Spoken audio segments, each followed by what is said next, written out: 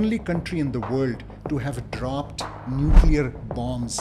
United States has been giving $20 billion of military aid to Israel. 2019 in December, there was the longest shutdown in the history of the United States, 35 days, a term called gerrymandering, and they've been doing this for a while now, specifically to manipulate the electoral college, the electoral votes, PRISM.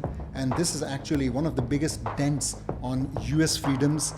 It's eroding private rights, banning of Palestinian protests, the banning of Palestinian speeches, the banning of Palestinian symbols, police heavy-handedness against them.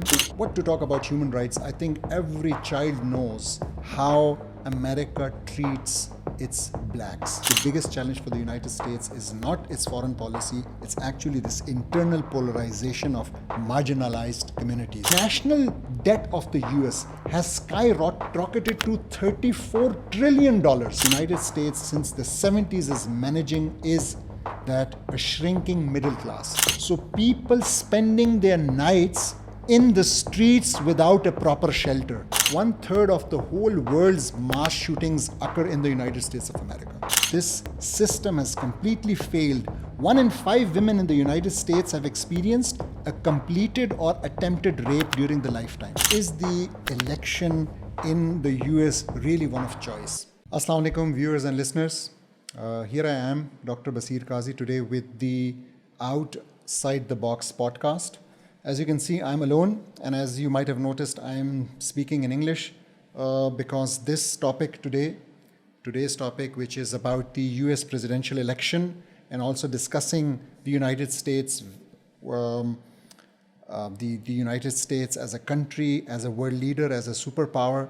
So because it's of global importance, so we chose the English language for today's podcast. My partner, Ibrahim, is fortunately or unfortunately not with us today because he is out of the country for a very important business meeting. So I hope in the next podcast I'll be joined by him and we'll be together again. So today we are discussing the superpower, I would say the sole superpower since 1991. When the Soviet Union collapsed, has been United States of America. That's good 30 plus years. And I don't think it's not debatable anymore whether the United States of America is really still a superpower or are there now challenges or not. So the discussion will focus on, first of all, this. So where does the United States stand? Let's have a look at its report card. Given to it by world opinion leaders, given to it by different polls, given to it by different rankings, and then we'll go towards the election and discuss what options and what choices do the American people have and what awaits the world with this result. So by now, maybe the elections will be, if not out, they would be around the corner. So you would have a very good idea who comes out as victorious. So let me be very clear, this discussion today is not a prediction about the election results. Rather, it's, as I said, it's a discussion about the United States of America, whether it actually even qualifies to be seen as a superpower, and have a look at it. So the importance of the US elections is actually primarily the whole world is looking up to the elections because we know, as I said, they are the world leaders. They are a superpower, but is it really a status which they have earned and they deserve because of some principles, because of some achievements, or is it something which they have been dominating by brute force? This is the primary question which I want to put in front of you. And when I say brute force, I don't just mean brute force towards the external world, towards other countries, towards Muslims in particular, but I also mean towards its own people. We all know the beginning of the United States, how bloody it was and how they completely eliminated the native population of Red Indians in the United States, and how they brought in those black slaves from Africa and the slave trade and everything. But many in the past 6 decades, or especially the last 3 decades, have forgotten about this. And many think that, no, it's a country built on ideals, a country built on principles, a country standing for morals, for freedoms. So I think we have to take a deeper look at that. But before we do that, let's do a simple, quick check of the last few years from two perspectives. One, what's the reputation that the United States of America enjoys in the world? So when I say that, one word comes to my mind, and that's bully. It seems we used to call it the policeman of the world, but I don't think that it qualifies for that label anymore. I think a better label would be bully. So this bully is the only country in the world to have dropped nuclear bombs, not once but twice, on Japan. And it did so in a war that was practically over by that time. And the argument was they were trying to stop the killing in war, and they did so by killing 200 and around 26,000 civilians in Nagasaki and Hiroshima. We also remember the 1968 killing of hundreds of unarmed civilians in Vietnam, the Vietnamese My Lai massacre. And even today, since about 24, 23 years, we know about the Guantanamo Bay prison, the infamous Guantanamo Bay prison, which is created out of, you would say, a judicial joke that it does not lie within the US jurisdiction, and that's why they can do whatever they want over there. So they have had up to 800, a total of 800 prisoners. 30 of them are still there. And the conditions are like 7 of them have committed suicide. And we all know what's been going on, what kind of tortures, new torture techniques they have been developing over there for those prisoners. So, and America is a country which is also famous for losing wars. So be it the Vietnam War, be it the Afghan War, or by some accounts even the Iraq War, which it in recent years lost. And it's also a country known for its friendship with dictators. So from Ferdinand Marcos of the Philippines to Augusto Pinochet of Chile, or Suharto of Indonesia, to today's famous dictators like Mohammed bin Salman of Saudi Arabia, or Sisi of Egypt, or Modi of India. By the way, we did a whole episode on Modi and his regime. That's also worth watching. And Netanyahu of Israel. So these are the friends, these are the allies, these are the partners whom the United States of America supports, funds, arms, and equips in order to do cruelty and injustice, and in some cases genocide of either their own people or wherever they are occupying lands. Then United States is the only country who has been caught red-handed spying on its own allies. Who were those allies? It was the Chancellor of Germany, Angela Merkel, an ally whom they were spying on. It was the President of France, Nicolas Sarkozy, who they were spying on. It was the United States General Secretary Ban Ki-moon, who they were spying on. So, and this program, by the way, is known as PRISM. They collect data and do surveillance of their own people and even of international leaders and others. And United States of America is a country which supports genocide. So it has been the number one ally, supporter, backer, financer, funder of Israel. And, they know well about it. So it's not that it's unknown to the American administration and to the American army what is going on over there. Because, there were 3 people till date who have self-immolated in protest as a demonstration of what is going on in Palestine against the civilian population, the men, women, and children, the elderly and the sick of Palestine. And these 3, all 3 were American. Okay, let me quickly name them. So it's Matthew Nelson, Aaron Bushnell, and Samuel Mina Jr. And two of them were from the US Army, one a veteran, and the other an active duty personnel of the US Air Force. And two of these three died in that process. One of them in front of a US, one of them in front of an embassy of Israel in the United States, and the other in front of the Capitol. Now, this is, I think, a very sad situation, and still United States has been giving $20 billion of military aid to Israel in just this one last year. So despite the genocide, despite the world watching a live-streamed massacre occurring in Gaza, in West Bank, and now in Lebanon, despite all of these things, it is still funding them with military aid, with bombs and weapons. And it doesn't stop there. Since 1948, what do you think, how many times the United States has vetoed resolutions in the United Nations which were in any way seen as against Israel? Not once, not twice. It has done so 53 times. And the former United States Vice President Mike Pence has been photographed, has been video filmed, signing off Israeli bombs to the civilian population of Palestine.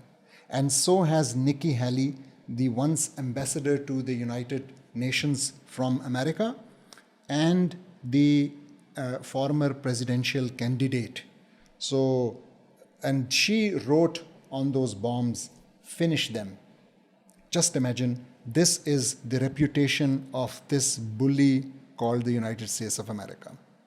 Now, this country has been a very untrustworthy partner, which takes unilateral decisions.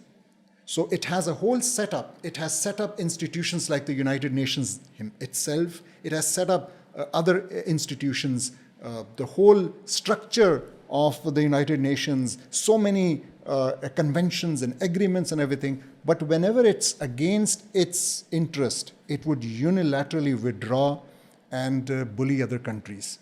So look at it. In 2003, they started the Iraq War, going against the United Nations General Assembly and the United Nations Security Council, based on lies of weapons of mass destruction. So it was actually weapons of mass deception which they utilized in order to wage that war, and today the world knows about it. In 2005, they withdrew from the Kyoto Protocol, and they did so. They refused to ratify it, and it was an international treaty limiting greenhouse emissions, but they said, no, it's against our interest, we'll not ratify it. In 2011, there was this Libya intervention led by the NATO forces, and America supported it, again going against the United Nations Security Council authorization or without it. In 2017, it all of a sudden withdraws from UNESCO, the United Nations Educational, Scientific and Cultural Organization. In 2017, it withdraws from the Paris Agreement, the Paris Climate Agreement. It announces it in 2017, and the process took about 3 years, and in 2020, they finally withdrew. In 2018, they withdraw from a nuclear deal with Iran, which a former President Barack Obama had signed.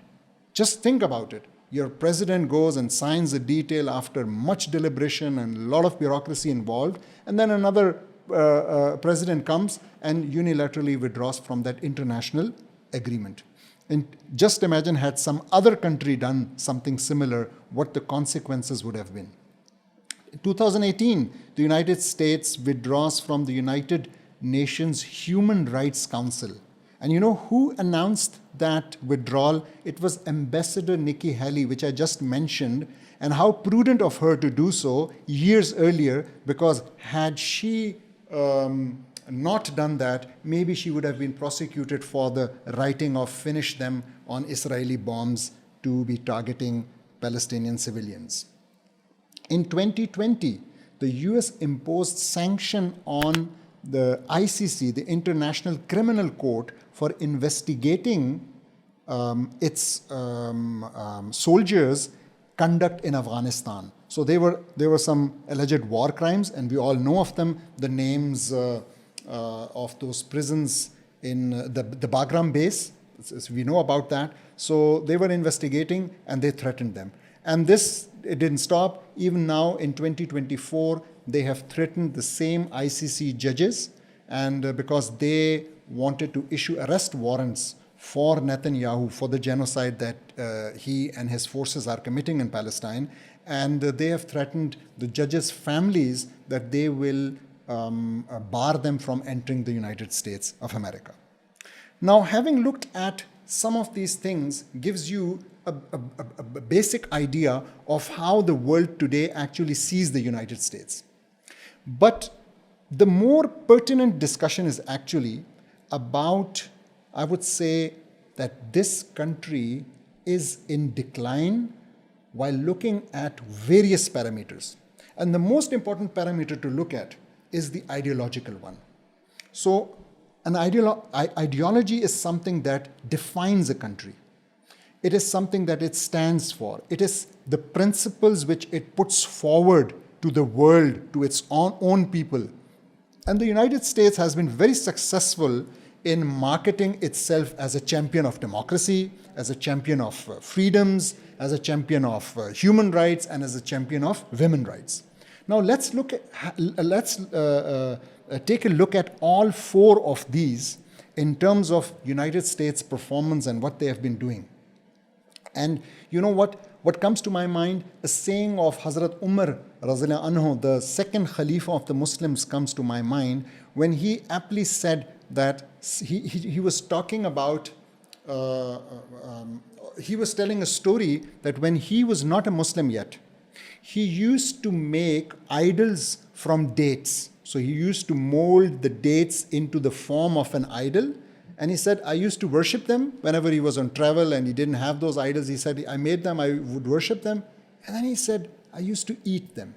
So eating your own gods is actually what America today is doing. So they have created these false gods, and now they don't even respect them themselves, and they are eating them up. So let's start with democracy. There is this Pew organization which does those different polls.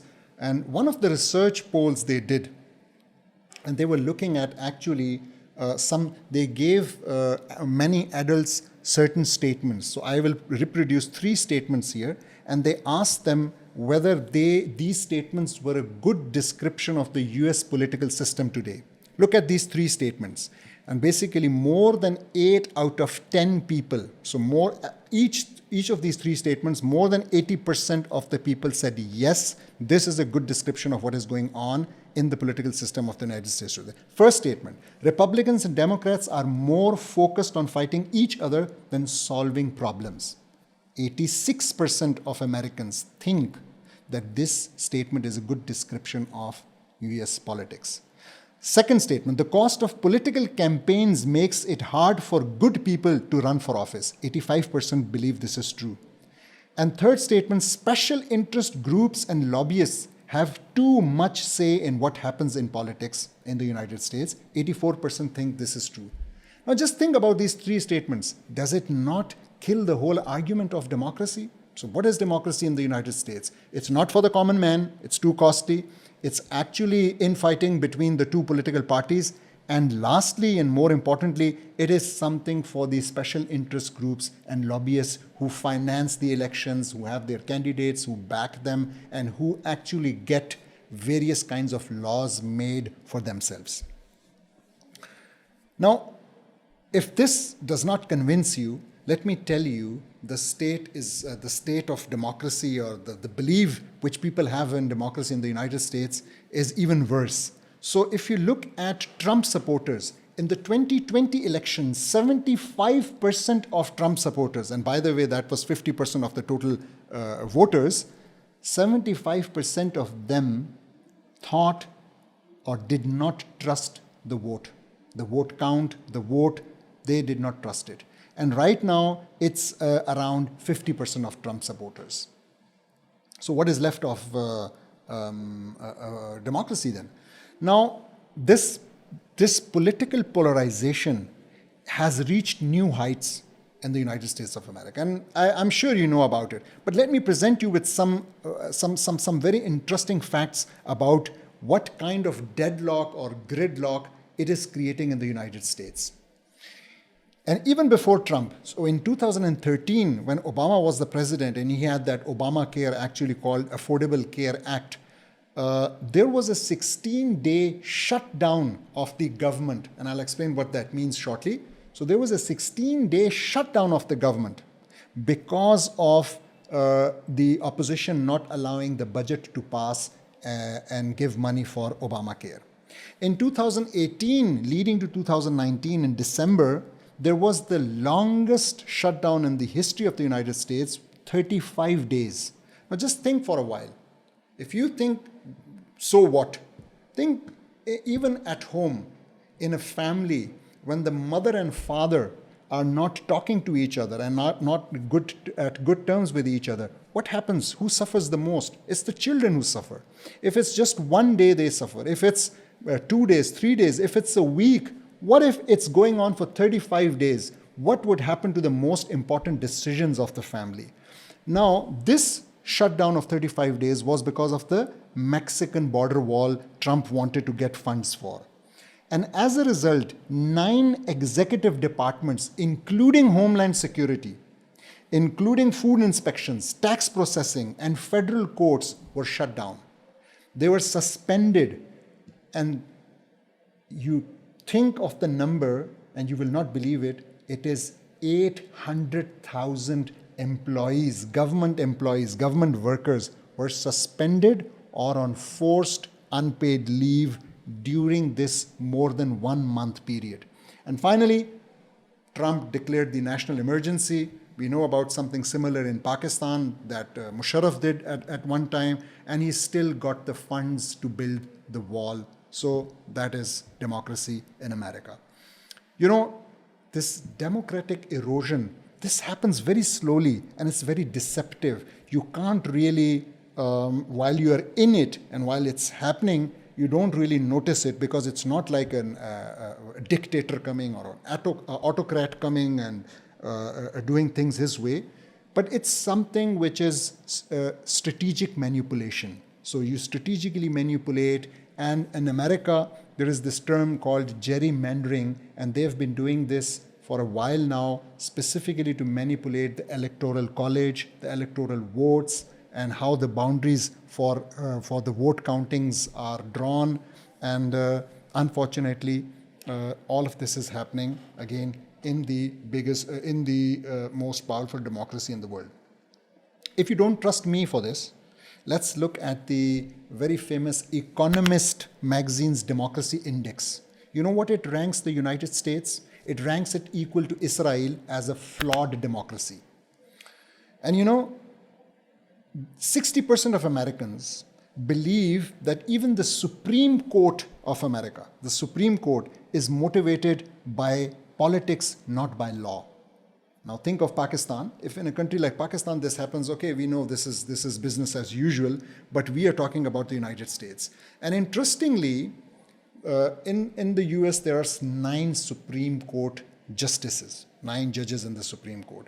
Right now 6 are affiliated with the Republicans. Only 2 are affiliated with the Democrats and 1 is seen as neutral. And you know how the Republicans got there? Yes, well, they got there by chance as well, because during the Trump tenure, 3 of the judges, 2 of them expired, they died, and 1, because they are for life, 1 of them took a retirement at, I think, age 86 or something, because he was unable to perform his duties. So after that, these 3 vacancies, who got the opportunity to appoint them? It was Trump who got the opportunity. He proposed his candidates, and then the Senate had to approve. And you know what they did? They did something very similar to what Pakistan did in the 26th Amendment. They changed the laws of the game, the rules of the business, and there used to be a supermajority required, which is known as a 3/5 majority, and they changed it to a simple majority. And after that, it was easy for them to get these nominations.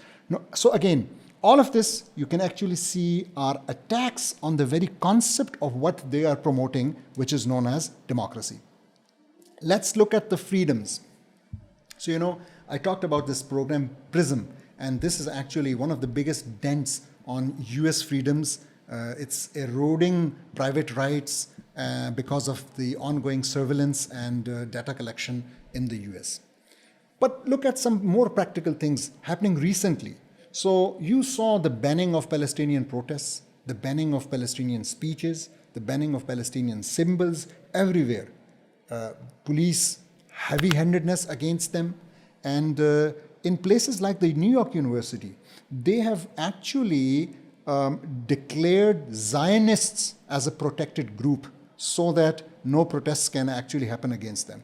In places like the Columbia University, they have expelled dozens of their own students just for protesting against the genocide going on in Palestine. In places like the New York Stock Exchange, where there was on 15th of October this year, there was a sit-in against the genocide happening. What did they do? They made 200 plus arrests from that place. And if you don't trust me, let's look at what Francesca Albanese, the Italian rapporteur for United Nations, the special rapporteur for United Nations for Palestinian and occupied territories, has to say. She is a lawyer of world repute and fame, and she has come up with a scathing report about Western countries in general, Germany, Italy, and other countries who are banning protests and being very heavy-handed against demonstrators, but against the United States in particular. And she has really laid out what the United States has been doing by not just funding Israel, but also silencing any voices against their genocide. Now let's go to the third point under this ideological category. So, human rights. Well, what to talk about human rights? I think every child knows how America treats its blacks. So Black Lives Matter is something real. The whole movement is real.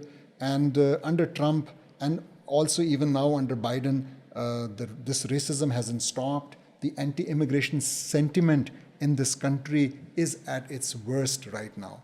So blacks, they make a 13% population of the United States. But in prisons, they make 40% of the population.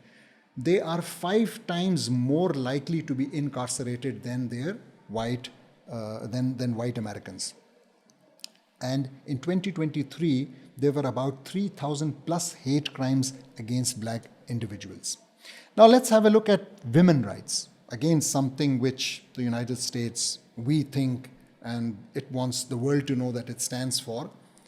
If you look at women's rights, something very interesting to share is that there is a widening wage gap, so a gender wage gap in the United States.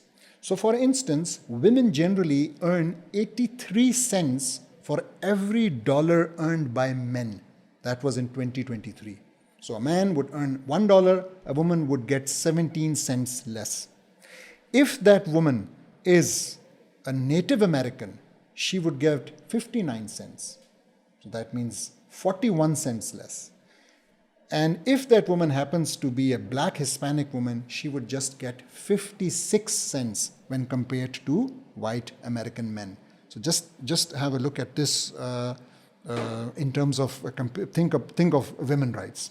Then look at the abortion rights.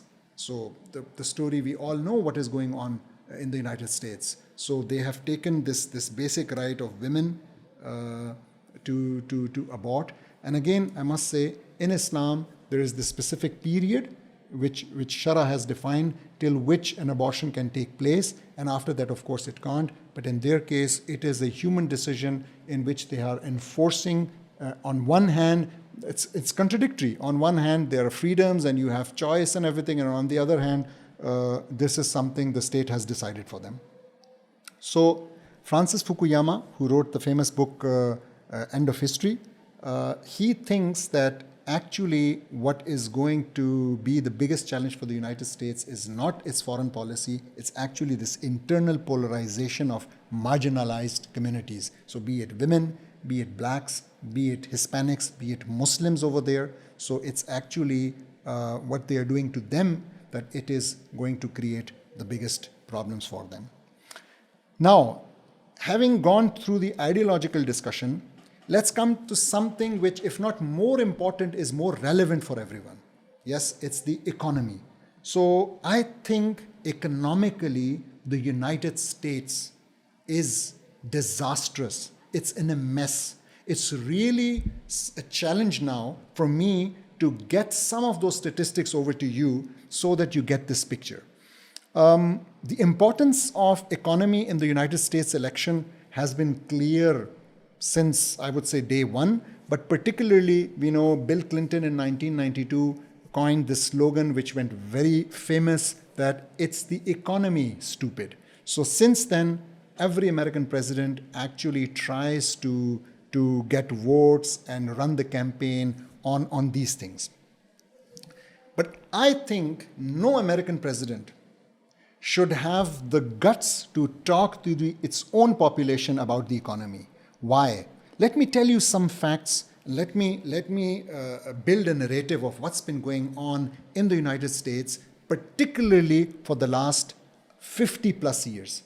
So since the 1970s, it's very important to understand, since the 1970s, the real wages, so when I say real wages, what do I mean? Real means inflation adjusted. So yes, wage could be increasing, but when you adjust for inflation, because the prices are also increasing, then you have the real wage. So the real wages of average workers, and I'll define workers for you as well. So workers means people who are not in a supervisory or a management role, rather they are being supervised by others.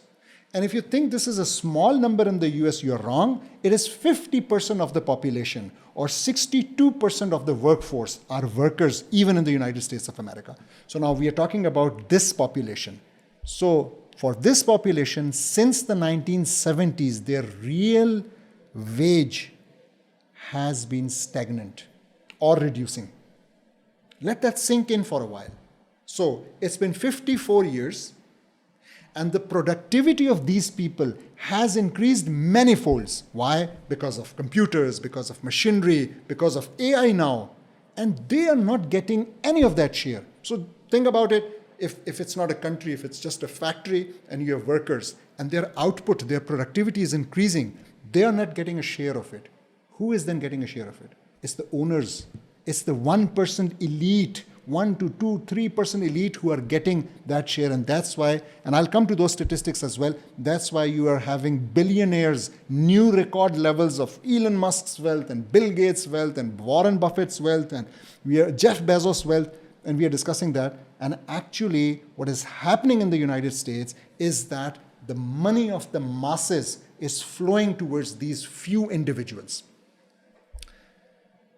This started in the 1970s, and the banks of United States were very intelligent. What did they do? They started this lending loans like through the credit cards. So credit cards gave the opportunity to people to fill this gap and actually enjoy some increase in their financial status, because in reality, as I just showed, it didn't happen.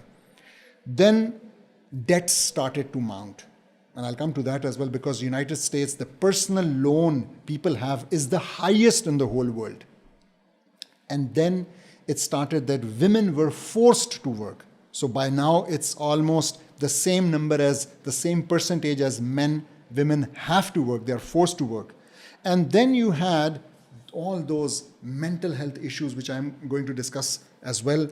And then you had this whole polarization in the society, where you have people, the working class, which is huge, who have nothing, and then you have people who are seen as the elite, who own everything.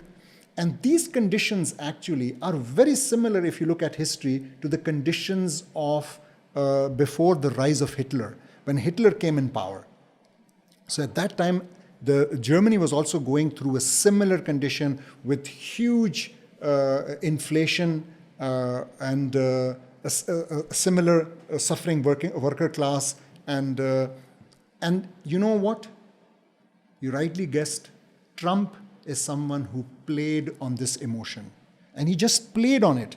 Why? Because Trump was the person who gave those companies and organizations who are actually eating America from inside, he gave them the most tax cuts. And I'll come to that in a while as well. So let's look at the figures now. So the national debt of the US has skyrocketed to $34 trillion. This is a number it's very hard to imagine. But let me just say, in just 2000, so 23 and a half years ago, in just 2000, this number was 5.6 trillion. So it has increased 6 times in these 23 odd years, this number. And this is, when we look at the debt to GDP ratio, so GDP is the total produce of a country, and the total produce, so this is actually more than the GDP. So the GDP is $27.8 billion, so it's about 122% of the GDP of the US. Again, this is something very unsustainable, very risky for the economy, but you'll be wondering, how come is the United States still surviving and maybe even thriving? At least it looks like that. So that goes back to an understanding which we need to develop, that America has been able to develop a Ponzi scheme, the world's biggest Ponzi scheme. And that Ponzi scheme is the abolishment of the Bretton Woods Agreement. Let me explain. 1 ounce of gold, so that's about 28 grams of gold, used to be, it was pegged to a value of $1, which is $35. So $35, you give $35 and you get 1 ounce of gold.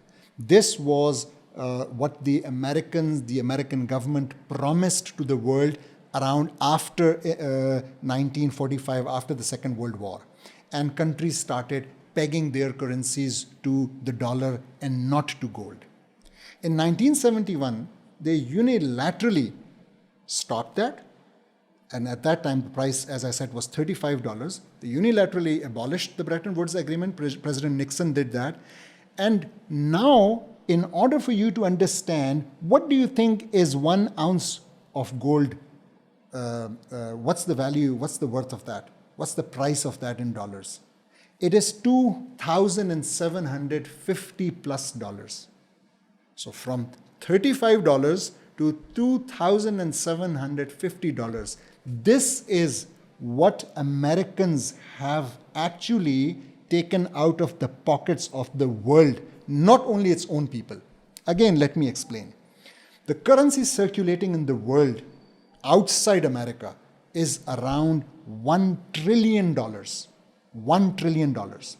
Now, what does that mean? That means that the world has taken this $1 trillion currency notes, which are worth maybe a few $1,000s of printing, and given goods of $1 trillion to the United States of America. Or let's say they have given gold to it, or they have given technology, or whatever, they have given goods to it. What are they getting in return? Nothing. So 60% of reserve currency in the world is still dollars, okay? And most of it is this $1 trillion. So world countries are having in their coffers and in their state banks dollars, and they have given valuable products or services to the United States actually for free. When I say for free, what do I mean? I mean this $1 trillion of US currency lying outside the United States in various banks actually is a loan given to the United States free of cost, interest-free loan to the United States. If you would just put a 3% interest rate on this amount, it means $30 billion annually. So the United States is getting for free a loan which would otherwise cost them or any other country $30 billion annually. Now, this has still it's unsustainable, as I said. So even this is not helping the United States get out of the financial and economic mess they are in. So how come? So, for the first time in US history, the budget of defense, so their defense spending, and it's huge, I'll come to that in a while. So their budget for defense is less than the interest payments they are making on these $34 trillion of debt which they have accumulated. Similarly, the personal debt situation. So every American has a debt on average of $22,713. That translates into $16 trillion. This is, by the way, not part of the national debt, which I just mentioned, of $34 trillion. What is it? It's loans for cars, it's loans for houses, and unfortunately, a huge part is student loans. So the students, the young Americans, for their studies, have to take a loan. Otherwise, they can't study. They can't get an advanced college or university degree. Now, all of this, what I just said, has led to an enormous income inequality. And to understand that income inequality, so there is this Oxfam organization which looks at these things and issues an annual report. You can go, and I welcome you to study one of those reports. And that tells us that 1% of Americans are holding more wealth than the bottom 90%. Again, let that sink in.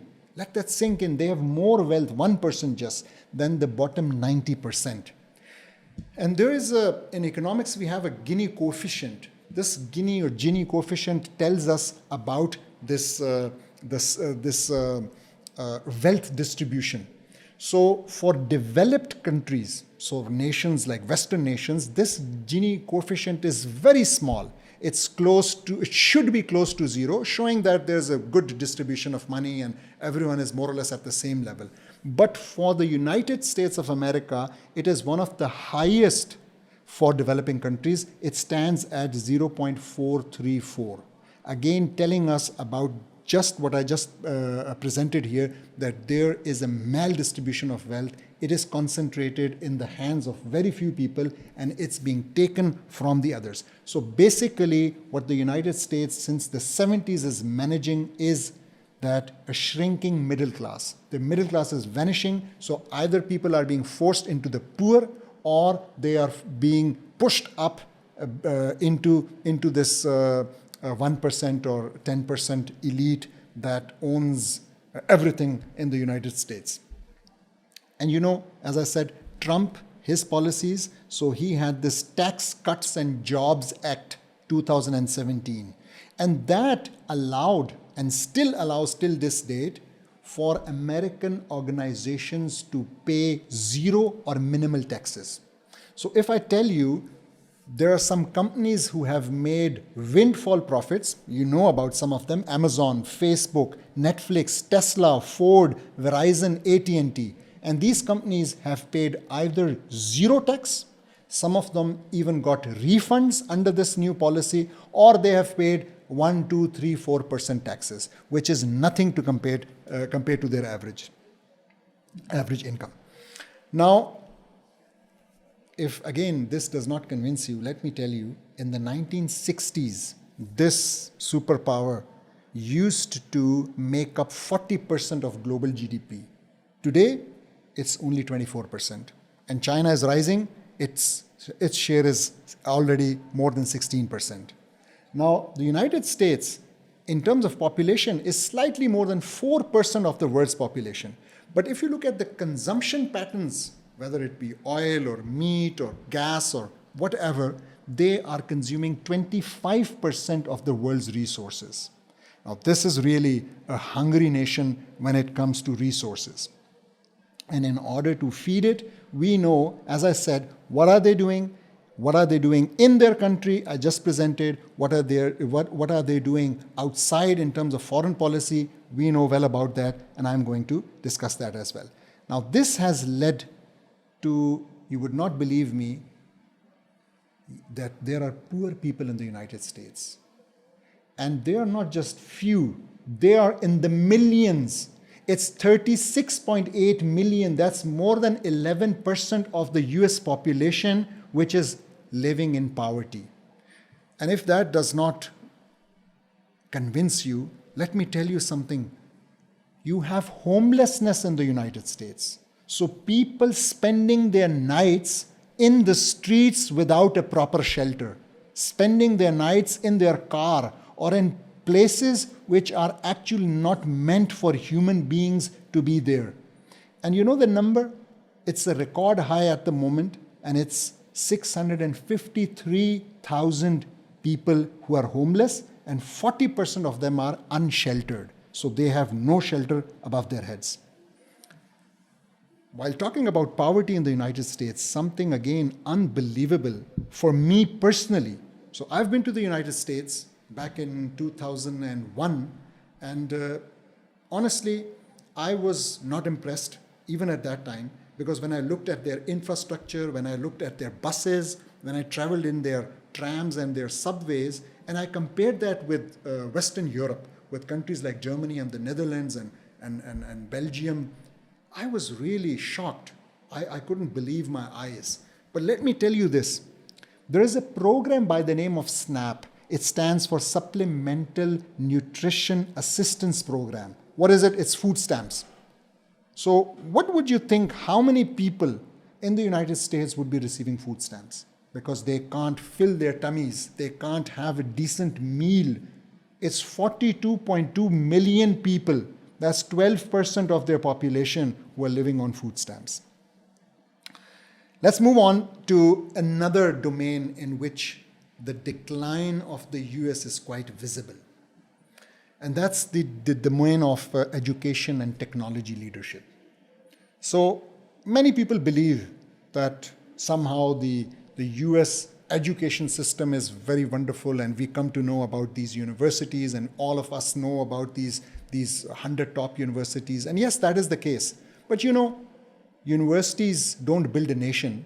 And in university, and particularly in US universities, is actually not mostly Americans who study there, but it's immigrants. It's people from India, from Pakistan, from China, from the whole world. They are trying to absorb them. But let's look at their own educational system, their schooling system. And you know, there is this study conducted every 3 years known as the PISA study, the Program for International Student Assessment. And this study includes 37 of the OECD countries, Organization of Economic Cooperation and Development, these countries. And out of these 37 countries, the US rates at 18th number. So it's not in the top 10, it's not in the top 15, but their per capita spending on education, on particularly high school education, is the 5th highest. So they are spending on education, but still they are not getting the results. And similar assessments are done by the National Assessment of Educational Progress.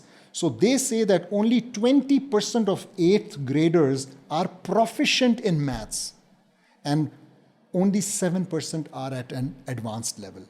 So when you think again about this American innovation and all these things, you need to understand that it's actually immigrants who are leading this. Those same immigrants who are being bad-mouthed by presidential candidate Trump and his likes. Let's quickly look at the technological lag as well. You know, when we think, we all have seen this trade war between China and America. We know that America has tried to literally kick out China from the US, kick out Chinese companies, give them the option that either you sell them or you'll be banned, whether it is TikTok, putting tariffs, putting customs, putting duties on their products. We know Elon Musk saying that their electric vehicle industry, Tesla, it will finish, it can't compete with Chinese competitors. And what they do, they slap 100% tariff on those companies so that they can't export to the United States of America. We know what they did to Huawei when they started developing and progressing and leading in 5G technology. Now let me tell you, in China, there are 3.8 million 5G base stations already. In the US, it's just over 100,000. So similarly, hard techniques like heavy-handedness of exports control to China, that's their answer. And again, putting bans and tariffs on electric vehicles, on solar panels, on consumer electronics, this is how they are dealing with this, their own decline in technology. And this decline, why shouldn't it be imminent? Just look at one thing, and which is the federal research and development funding, which has gone down significantly in the past few years, and it should be, and it is measured as a percentage of GDP. So it used to be 1.86% of the GDP. Right now, it's about a third. In 2017 already, it was a third, which is 0.62%. So clearly, the days of the scientific and educational and technological leadership seem to be over for the United States. But this isn't where it stops. The US is going through a healthcare crisis as well. And the US does spend a lot on healthcare because of its administrative mismanagement, but the outcomes are very poor. So it spends actually nearly twice the average of other OECD countries. It spends 17.8% of its budget. But what is the result in terms of low life expectancy? Look at it. The life expectancy in the US is 79 years. In Japan, it's 85 years. In countries like Switzerland, it's 84 plus years. So high infant mortality rate. In the US, 5.6 deaths of infants per 1,000 live births. 5.6. In other countries like Japan, it's just 2. Countries like Germany, it's 3.4. Similarly, many preventable deaths are happening today in the US from diseases which other countries have very well controlled. Why is this happening? As I said, there is this high administrative cost. So it's roughly for other developed countries, they have a 3% of such costs. For the US, it's 8% because of their messed up insurance, health insurance system. And Obamacare was actually a way to address that. It's their lifestyle, very troublesome lifestyle, and primarily their socio-economic inequalities. So all these inequalities of rich and poor, blacks and whites, men and women, which I'm trying to present here, all these are leading to this problem. America is also going through a mental health epidemic. So in 2023, 1 in 5 US adults had experienced symptoms of anxiety and depression. 1 in 5. In high schools, it was 2 in 5 who struggle with persistent feelings of hopelessness and sadness. That means nearly 60 million adults experienced a mental illness in the past year. 60 million adults. More than 45 million adults and 2.3 million youth are experiencing substance disorder. What is substance disorder? It's a fancy name for addiction. So they are either addicted to alcohol or some other drug. That's a huge number if you think about it. And there's some results which we have already started seeing of these damning statistics. So one of them is mass shootings. Roughly one third of the whole world's mass shootings occur in the United States of America. What is a mass shooting? A mass shooting is when at least 4 people are shot at. At least 4 people. Would you believe when I tell you that on average, this happens in the United States twice a day? Twice a day on average, and this has been going on for the last 4 years now. So, which means 600 plus mass shootings every year for the last 4 years in the United States of America involving more than 4 people being shot at. This is excluding the shooter. Some have even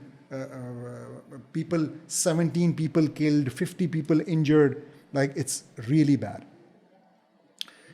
And if you look at the crime rates, they're also going out of control in the United States.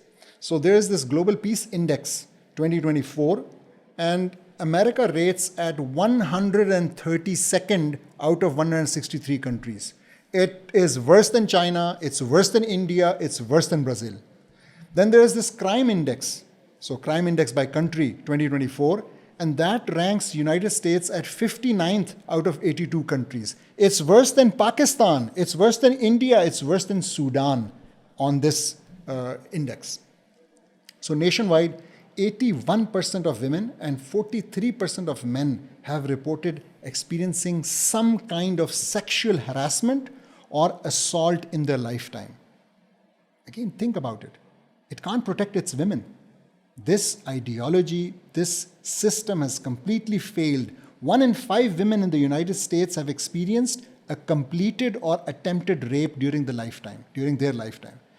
And this actually gives you, this is where the number is coming from, that every 68 seconds an attempted rape is taking place in the United States of America. And it's also the highest in terms of incarceration rates. So people who are in the prison. And you know how many people are in the prisons, in state and federal prisons in the United States? It's not just a few thousand, it's 1.2 million people are incarcerated.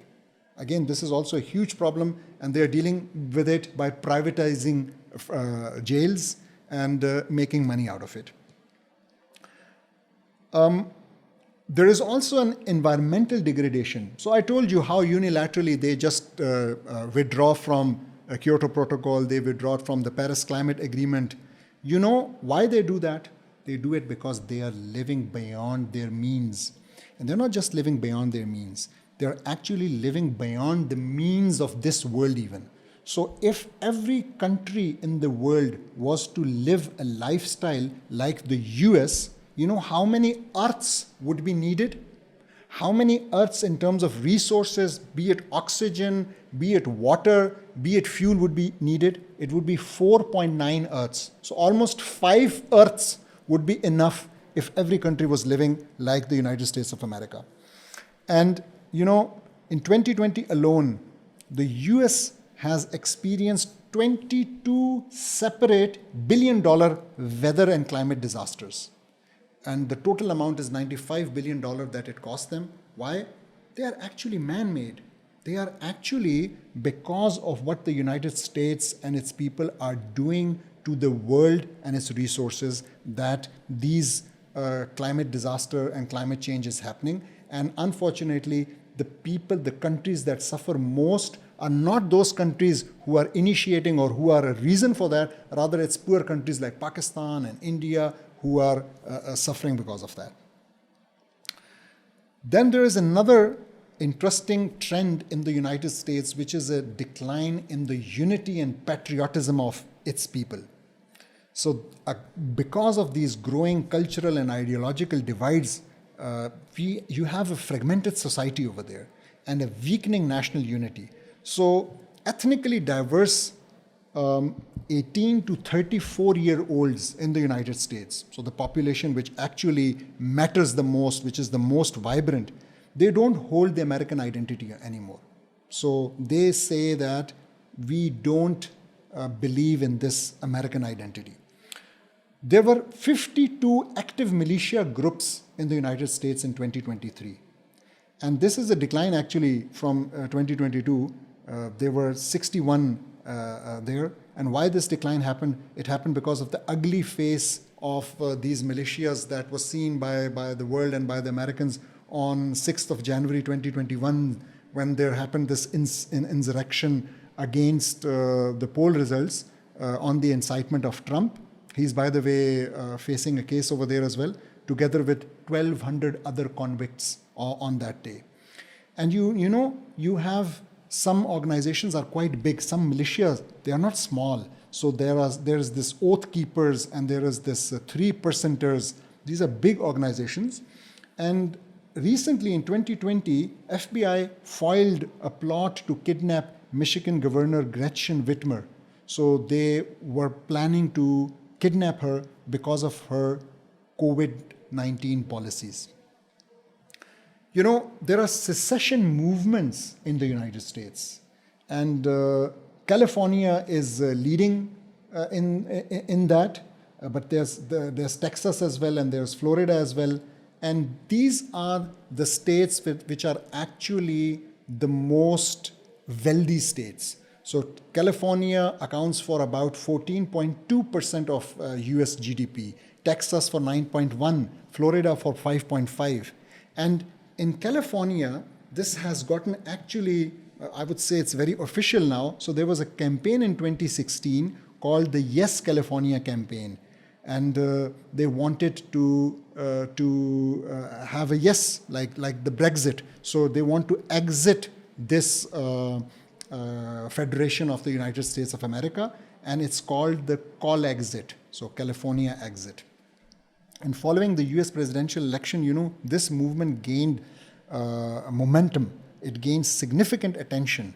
And around 585,000 signatures were gathered to place a secessionist question on the 2018 ballot. So they wanted to have this question on the ballot that give us the opportunity to secede and leave this federation. Now, one of my last points is regarding this decline thing is the military overreach. So look, as I said earlier, how is the United States managing all of this? It's managing it with an iron fist. It's managing it with even internally and also with the world. So that requires further spending. And that is shown in the military budget that they spend. So the 2023 budget for military spending for the United States was $820 billion. This is around 13% of their total federal budget. Now compare this with other countries, and you would not believe. The next highest 10 spenders together spend less than America alone. And who are the next 10 highest spenders? So it's China, Russia, Saudi Arabia, United Kingdom, Germany, Ukraine, France, Japan, and South Korea. All 10 countries together spend less than what the United States is spending. This is a military overreach. Again, this is getting unsustainable for them, particularly given the high debt and high interest payments which they have to make. And this means that the world will see more of trouble, more of bullying, more of wars to extract their resources in order to satiate these ruling elite of the United States of America. If you think that I'm alone in saying this, I will refer you to 5 people very quickly. These are the 5 most influential American scholars and journalists. They are not simple people. They are really world famous. So let me start with Noam Chomsky. You must have heard of this person. He has been a professor in the MIT. He is the world's most cited author, living author today. And he is a philosopher, he's a linguist, and he argues that the concentration of wealth that we just talked about and power, the concentration of wealth and power has led to unprecedented levels of inequality and the erosion of the American middle class. So that's his thesis. He talks about this. Let's come to Paul Krugman, another professor of MIT and Princeton. He also asserts that economic inequality and the challenges that the US economy is facing today are disastrous. Another person, a professor of Columbia University, who is also a Nobel laureate of the Memorial Prize in Economics, Joseph Stiglitz. He has written many, many books. So he critiques the US policies and their impact on inequality and growth as well. And then you have a journalist by the name of Thomas Friedman. He is a 3-time Pulitzer winner. And what's his book titled? It's titled, That Used to Be Us, How America Fell Behind in the World It Invented. So America invented the world and now it's falling behind in it. How that happened, you can have a look at what he has to say. And then the 5th one is also a professor of University of Chicago, and he has written a book. His name is John Marsheimer, and he has written this very famous book called The Israel Lobby and US Foreign Policy. He is criticizing and blaming the United States foreign policy, particularly their support for Israel for many of its ills. Okay, so now having discussed this, I would like to quickly make a couple of more points. So the one point I want to make is that is the election in the US really one of choice?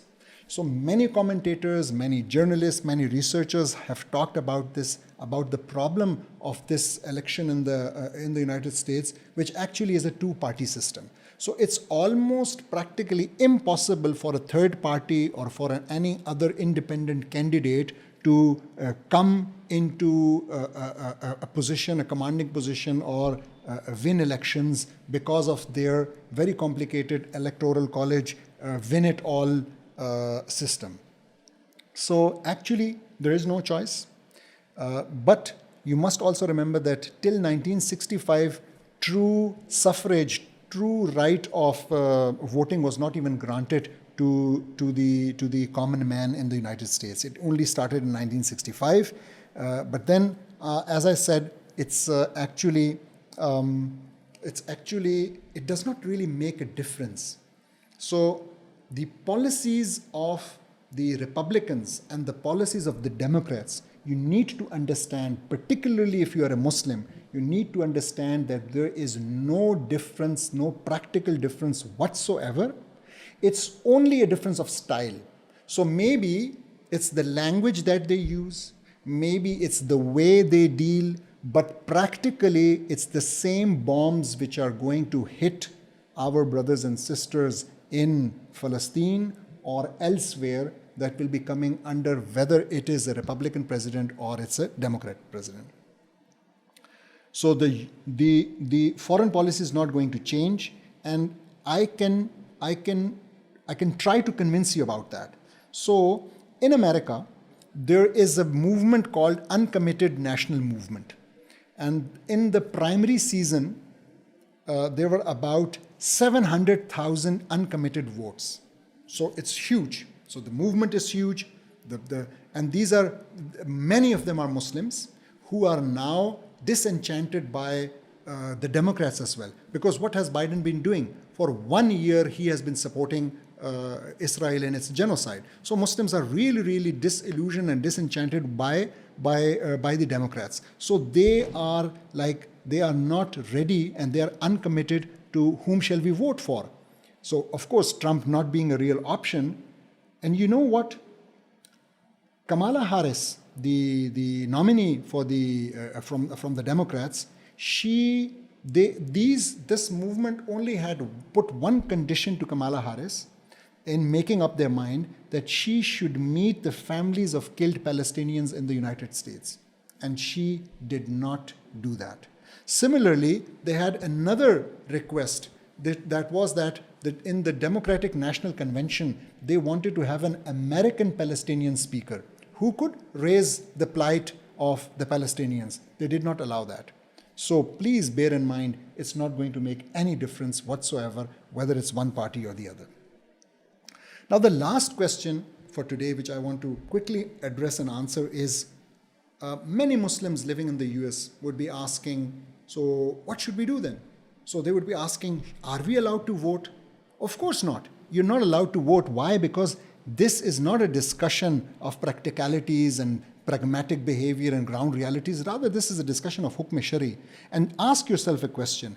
If you were one of those people who voted for Biden in 2020, are you ready to carry the burden of all the bombs which he supplied to Israel, and they killed close to 42,000 innocent civilians, primarily women and children?